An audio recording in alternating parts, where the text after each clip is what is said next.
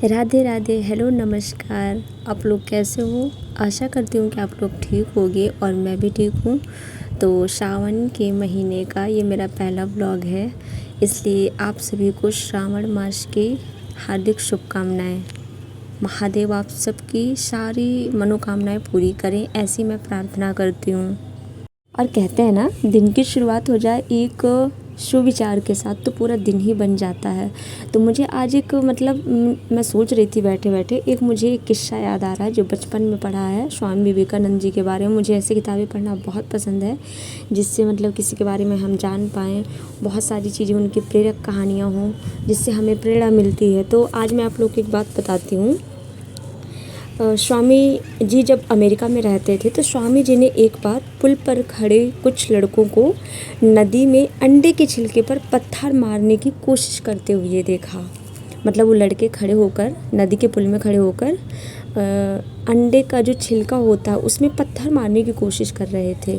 और जितने लड़के थे सब बारी बारी से कोशिश कर रहे थे, लेकिन किसी को भी सफलता नहीं मिल रही थी।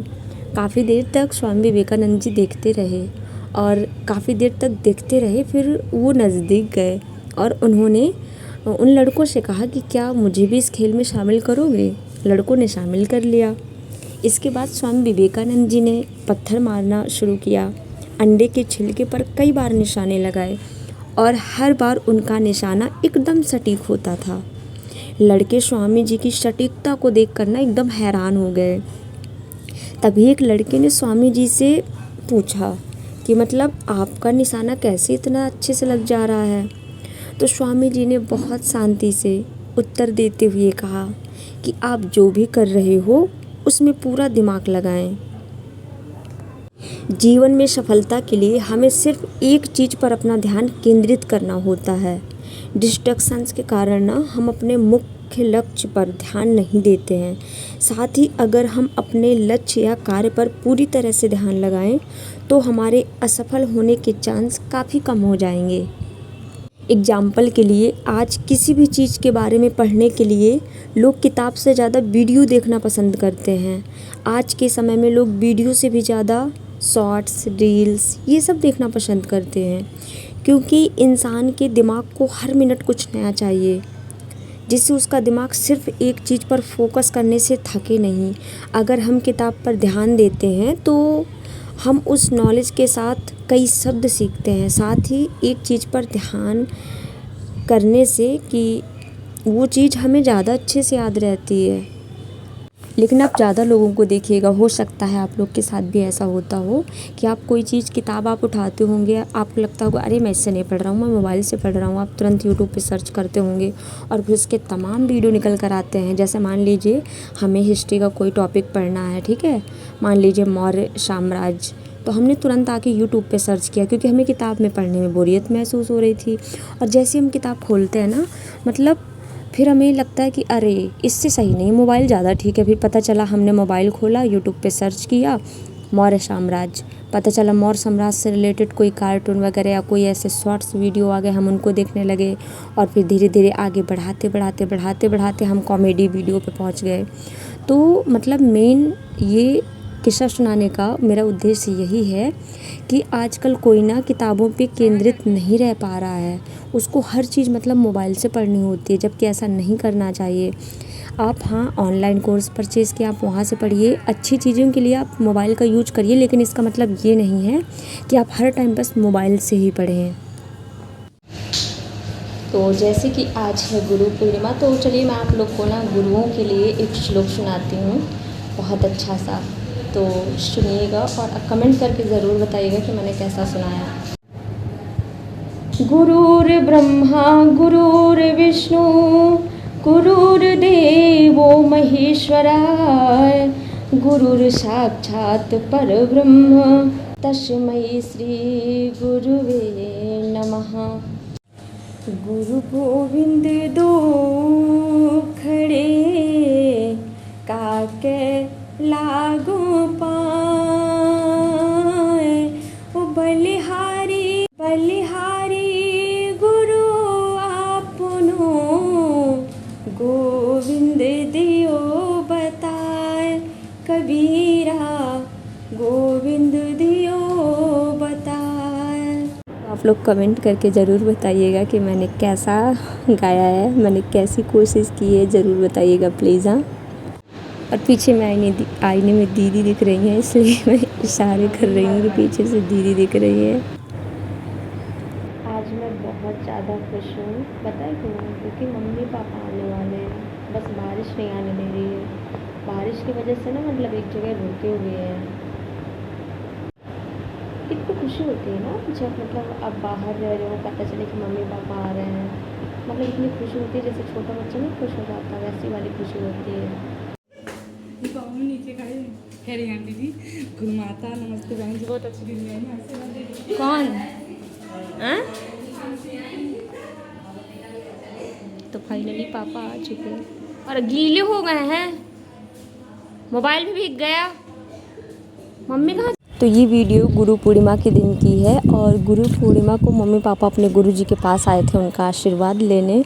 और गुरु पूर्णिमा के दिन बिल्कुल बेशक अपने गुरु जी के पास उनका आशीर्वाद लेने जाना चाहिए, है ना, क्योंकि कहते हैं ना कि गुरु के बिना जीवन व्यर्थ होता है। गुरु ही होते हैं जो हमें सही दिशा हमेशा प्रदान करते हैं, इसलिए हमेशा उनका आशीर्वाद लेते रहना चाहिए। और जब उनके लिए एक ख़ास दिन बनाया गया है तो ऑफकोर्स उनके पास जाना चाहिए और उनका आशीर्वाद ज़रूर लेना चाहिए। तो मम्मी पापा एकदम गीले होके आए थे क्योंकि बहुत ज़्यादा बारिश हो रही थी। और उसके बाद फिर खाना पीना खाया और मैंने कोई वीडियो नहीं बनाया था। और ये अगले दिन का वीडियो है। मम्मी पापा मंदिर चले गए थे, दीदी और मुझे नहीं जाना था, तो मैंने घर पे ही मतलब मैंने सोचा जब तक मम्मी लोग आ रही हैं तब तक मैं नाश्ता बना लेती हूँ, तो मैंने पोहा बनाया। और उसके बाद फिर दोपहर का वीडियो था ये, मम्मी भी रोटी बना रही थी। बहुत मतलब मैंने कहा कि नहीं हम लोग बना लेते, तो बोली नहीं रोज़ तो अपने हाथ से बनाती खाती हूँ, आज मैं बनाती हूँ।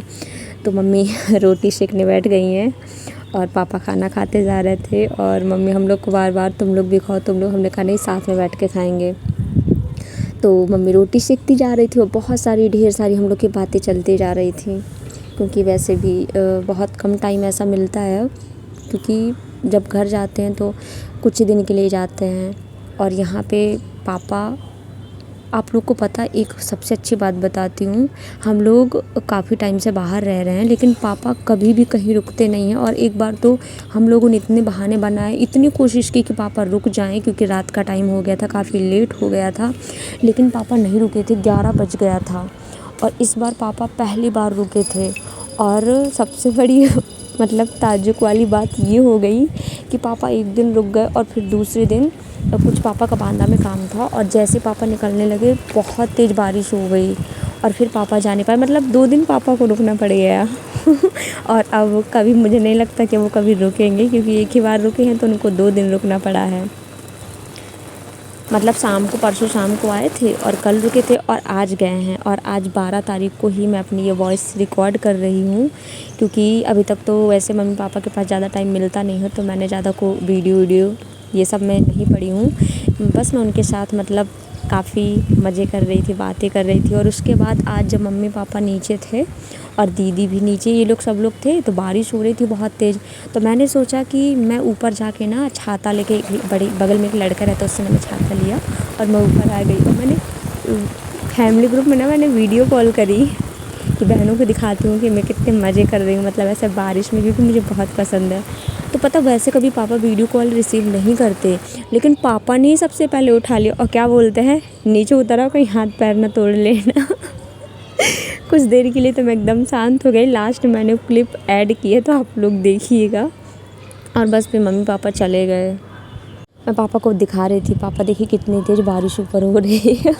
पापा ने बस एक ही बार बोला नीचे आ जाओ, मतलब मैंने कहा क्या बात है, वैसे तो कभी पापा वीडियो कॉल रिसीव नहीं करते और पापा ने उठा लिया, क्योंकि पापा से छुप के मैं बारिश में नहाती रहती हूँ। मुझे बारिश में नहाना, बारिश में भीगना इतना पसंद है कि आप लोग को मैं क्या ही बताऊँ। लेकिन नहाया नहीं था, बस छाता लेके आई थी तो वीडियो बनाए, फ़ोटो खींचे और ऐसे पैर भिगा रही थी। बालों में तो वैसे भी मैं मतलब बालों में पानी ना पड़े, क्योंकि जुएँ पड़ जाते हैं, ऐसा मैंने सुना है, पड़ भी जाते होंगे, तो इसलिए बालों से कोई कॉम्प्रोमाइज़ नहीं। तो मिलती हूँ आप लोग के साथ एक नए वीडियो के साथ, तब तक के लिए अच्छे से रहिए, अपना ध्यान रखिए और बस। तो मिलती हूँ एक नए ब्लॉग में, तब तक के लिए बाय बाय, राधे राधे। अगर आप लोग को वीडियो पसंद आए तो लाइक करिएगा, शेयर करिएगा, सब्सक्राइब करिएगा। Okay bye, Radhe Radhe.